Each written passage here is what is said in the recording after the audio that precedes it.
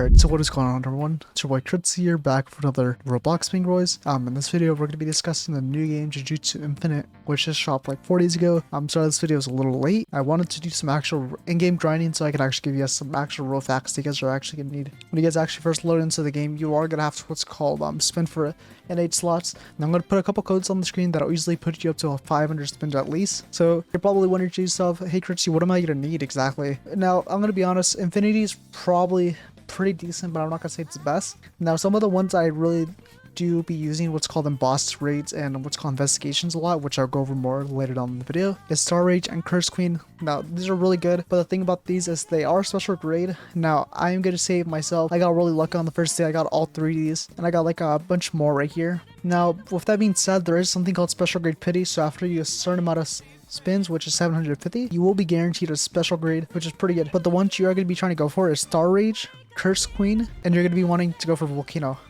So you just want to do that, make sure you spin, and after that it's going to make you do some story mode, and yeah, let's continue. I don't know, so once you load in on, once you load on into the game, you're going to be not here exactly, but it's kind of going to guide you a little. And now where you're first going to want to go is you're going to want to talk to the clan head right here. Now they're going to give you what's called a mission. And now I'll talk about what it means to promote later on the video, but for now, it's gonna tell you, it's kind of gonna introduce you to what are most of this stuff.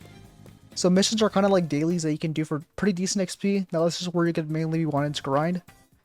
So now you have these 3, and now in my opinion, capture is probably one of the easiest things that you can do, since you're staying in one area and you just need to hit them with a bunch of attacks, and they're pretty easy to round up.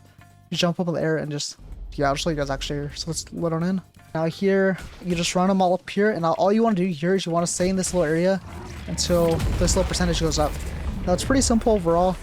Now one thing I will say about what's called missions is that it will take you quite a bit.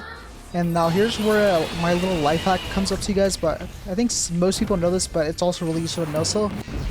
Now each time you're doing a mission, and after you do it, you're actually not going to receive it right away, but you're going to get it pretty soon after you complete one of these missions. So let me kill these guys real quick and I'll be back. So there we go, we completed our mission. Now if I'm gonna teleport back, you'll actually see what's called, it'll give me a couple of chests here. Okay, but you'll get the chest like after you do like 3 of these missions, which shouldn't be too hard.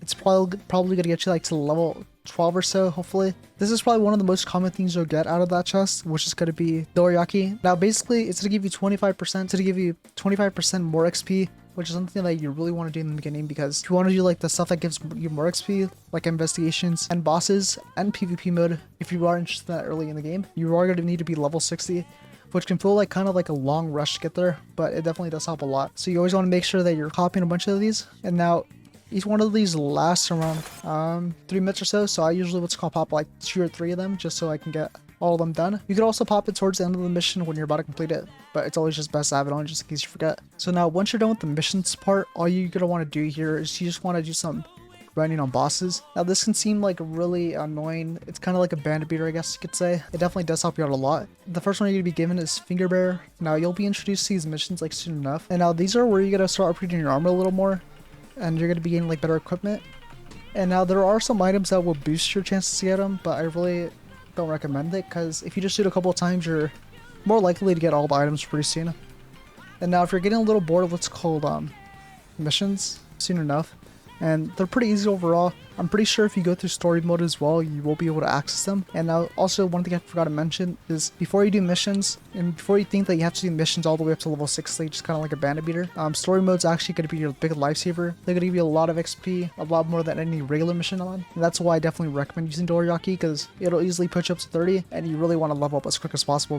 And also what you want to be talking here is your clan head, because it'll also give you missions different from the storyline, and you just want to make sure you're doing storyline and clan head so you're like around level 60 or so. So now if you go on to bosses here, there are a couple things that you can do right here. So I'll just teleport. You can easily select whatever one you're above at. Now once you hit 60, you're obviously going to be stuck at level 60, and you're going to have to what's called doing easy ones. Now if you're getting bored of missions pretty quick because they're too strong, or what's called you're just not really feeling them, because I know they can get really repetitive and really annoying if you don't have a group, so it's kind of hard to find a lobbyist. You can do investigations, which is also the kind of similar. It's just like more mission. It kind of takes a little lengthier, so I definitely do recommend trying to find a group within the Jujutsu Infinite Discord, or joining my Discord, which is always available, and we have a lot of Jujutsu Infinite people in there who are willing to help you guys out. You can either do that, or you can just continue doing missions, because overall, what I've noticed here is I thought before that bosses were the one that give you the most XP, but if you were to actually look at the what's called boss missions, they actually do kind of give the similar amount. So if I were to go to mine 120, it actually gives 500k, 467k. So yeah, and they don't take as long, and they're a lot more efficient, I guess you could say. If you really want to do the math, it's just better, less time spent on that, so it's also pretty good. And now you're probably wondering, yeah, I have a good innate and everything and I know where to go, but you're probably wondering to yourself, what am I gonna do with all this stuff down here? So now if you go down to your stats right here, this is where you're gonna be what's called introduced to your health, focus, technique, and strength, and innates. So innates is essentially what's called your skill bar. Now if you get infinity, star rage, or curse queen, you're not gonna have all these skills unlocked yet, because they are unlocked behind like masteries, kind of like spells a little. So you'll be given these first ones here, so they're pretty good overall. Now as you continue to level up, you'll be able to unlock these pretty easily, but they do cost some cash, so you definitely want to make sure that you're spending your money in the right place. And I'm pretty sure as a beginner right now, your only focus should be to spend them on skills, because that's gonna help you overall. So now once you have the skills that you want to get, you can just do research on them by clicking on them, and you could just try them out yourself. You're still gonna need to buy all these skills overall once you're like max level or so, kind of like me. And to be honest, I really don't use most of my skills as much, but that's because I have 3 of them. So you can just choose whatever one helps you a little more, or whatever one does as much damage, whatever one does the most damage for you, because damage is what's called one of the most essential things you want to have in this game, since it's gonna make grinding for you a lot easier time. So now strength. As the name suggests, it's basically just strength for your M1s. Now, I'm not exactly sure on this, so be sure to correct me on this. I'm kind of going to leave this area a little blank, so apologies for that. So now technique. Technique is probably something that you're going to want to invest into a lot, but the first thing technique is something you're going to want to invest into a lot, because this is going to increase like your magic damage essentially. So it increases your curse energy potency and technique damage, just like it says suggest. Sorry about that. Now you're able to upgrade these by stat points, which is pretty cool, because you'll easily get those just by leveling up, and you really don't have to worry about what's called where you're focusing them at. But I do recommend what's called going health and technique, just like I have it right here. So you get a bunch of cool bonuses with this, like chancing, which gives you like a bigger damage increase, which is also pretty good overall. Now focus essentially allows you to increase your black flash damage. I'll pull up a little screen of this.